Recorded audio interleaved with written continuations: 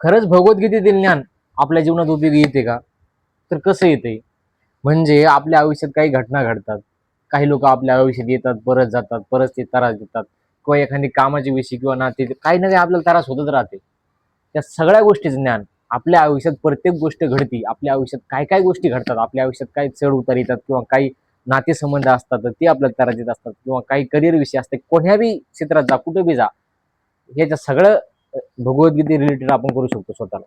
स्वतःच स्वतःचे जे आपले प्रश्न आहेत, स्वतःच्या आपल्या आयुष्यात चालल्या समस्या आहेत, त्या याच्यात मांडून बघायच्या, या प्रश्नात मांडून बघायच्या, ऑटोमॅटिक त्या समस्या सुटतील. उदाहरणार्थ, एखादी व्यक्ती आपल्या आयुष्यात येते, परत जाते, परत येते, परत जाते, किंवा आपल्याला आवडती किंवा ती आपल्या आयुष्यात येत नाही. तर भगवद्गीतेमध्ये काय सांगितलेलं आहे, किंवा एखादं आपलं काम आहे, ते आपल्याला काम करायचंय, एखादं काम होणार आहे, जॉब नोकरी कुठलं ना कुठलं काम ते करायला होतं, आपण ते काम होईन होईन, आपल्या भगवद्गीतेत सांगितलेलं आहे की आपण काम करायचं, फक्त कर्म करायचे, फळाची आशा नाही करायची. हे ज्यावेळेस आपण ऐकतो, ज्यावेळेस आपण वाचतो, ज्यावेळेस ते श्लोक वाचतो, कर्मनिवादी फरसे मा फळे सुखादा जन्म, त्यावेळेस माइंड आपला शांत होणार आहे, मेंदू आपला शांत होणार आहे. कसा?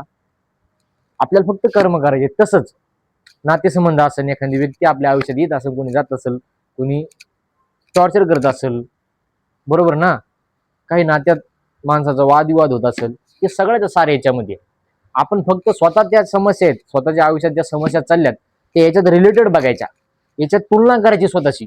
बघा, नक्कीच तुम्हाला याच्यात फरक पडेल, काहीतरी अलग जाणवेल.